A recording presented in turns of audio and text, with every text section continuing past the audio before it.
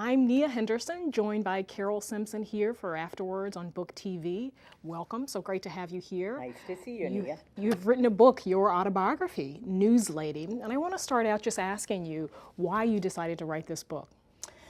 Because I had a 40-year-long career in broadcast journalism, and I don't think anybody else in history had that distinction. And I wanted to tell my story because I thought it had lessons, I thought it had pain, I thought it had humor, I had lots of experiences, and I just wanted to put them down. And I left ABC not a happy person. It was a mutual parting of the ways. But then I was like, now what am I going to do? And I decided the first thing I wanted to do was to start writing everything that had happened. And it was a real catharsis. It let me, you should have seen me writing. I would write a story. I was typing on my computer, and then I'd start crying. It was so painful, and I'd remember the pain, and I'd have to stop and then get myself together and come back and write again. So it was a very difficult process to relive all of those experiences. And that process, because I think at one point you say that you did have journals, so you were able to go back and look at those journals. Tell me a little bit more about the writing process of putting this together. Well, some time ago, when I was very into the women's liberation movement in the early 70s, and NBC women filed a lawsuit against NBC for the lack of women that were being hired. Remember this, well, you don't remember, but in the 70s, women were making their voices heard after the civil rights movement, that, hey, we're not getting jobs, and we're not getting promotions, and we're not getting in the corporate suites. So in all fields, all kinds of women were raising issues. And I remember when that lawsuit was filed, although I was not party to it, but according to newspaper stories, they suggested that women write down things. You know, they were talking about incidents that may happen to you, but every day I wrote down what I did and what had happened that day, and they dated back to 1974 when I began in network television. So I was able to really have times and dates and everything of all kinds of things that happened to me. So it was just a good exercise in, you know, reliving those things and knowing where to find them. Right. And the process of writing a memoir is always about one part narration, but also reflection. What did you learn about yourself in writing this? You know, I felt better about myself when I took the full measure of my career. I don't want to sound immodest, but I was like, gee, I really did do a lot.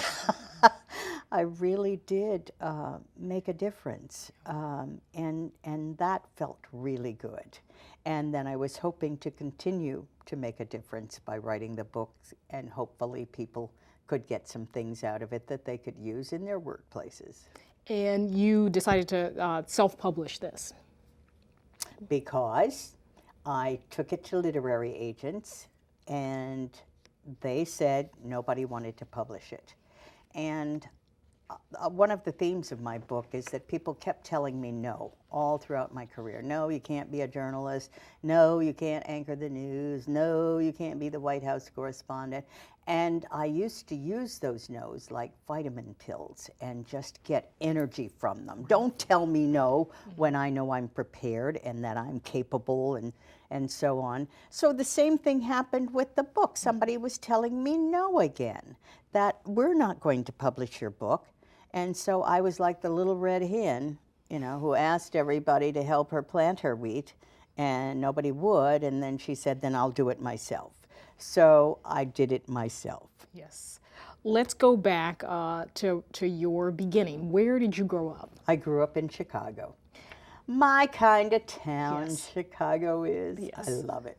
And your parents did what? My mother was a seamstress. She didn't finish the 9th grade. And she took in sewing for wealthy white women. and my dad was a mail carrier. We were working class people. And one of the things you talk about in the book is early experiences in realizing what race was about, and there are lessons imparted by your mother around race. My mother was a mulatto and very beautiful. And when she was 13 years old, her white father was asked by a white man in town to give her to him. And he said, if you don't give her to me, I'm going to take her. And of course, in the early 1900s, that's what happened. If you wanted a young black girl, you got her. So he sent her to Chicago to his half-brother. He put her on a train the following morning and sat by the door with a shotgun to keep this man from getting his oldest daughter. And she went to Chicago, and she had lived in the segregated South, and when she had children, she taught me about race. I teach a course on cultural diversity at Emerson College in Boston, and white people don't ever think about their being white, and they point that out. But black people always think about being black, and how am I representing myself? How are people viewing me? Do I have to fear going into this situation because of my skin color? So she taught me that that was going to happen, and that I had to know how to deal with it, and that I should never let anybody tell me I was not as good as anyone else. And you know, I thank her for that lesson, because I don't know what I would have been or done had she not just pressed me, pressed me, pressed me. You can do it. You be the best. And so that lived with me. Your parents' influence is just so amazing. Indeed. And at some point you travel down south when you're about 9 years old. Tell me what happens on that road trip down south. Oh, it was so awful. I grew up in an integrated situation in Chicago, although we had a large black family, so I knew who I was and what I was. But I had never been to the South, and we were driving to a relative's wedding and to see my grandfather down in Washington, Georgia. And my parents decided that they would take me on this nice drive and go through the Great Smoky Mountain National Park. And I had never seen mountains before, coming from the flatlands of Illinois, and so I was so excited. And when we got through Kentucky and into Tennessee, we needed a place to stay. And we were trying to get a motel, and there were vacancy signs everywhere. And my dad would go in the office, and he'd come out saying, "They say they have no vacancy." And I was like, "Well, the sign." I was 11, Yes. so I could read a little. I said, "The sign says vacancy." And Daddy said, "We'll find someplace else." We went down this entire highway, and there are motels on both sides of it, and no one would rent us a room.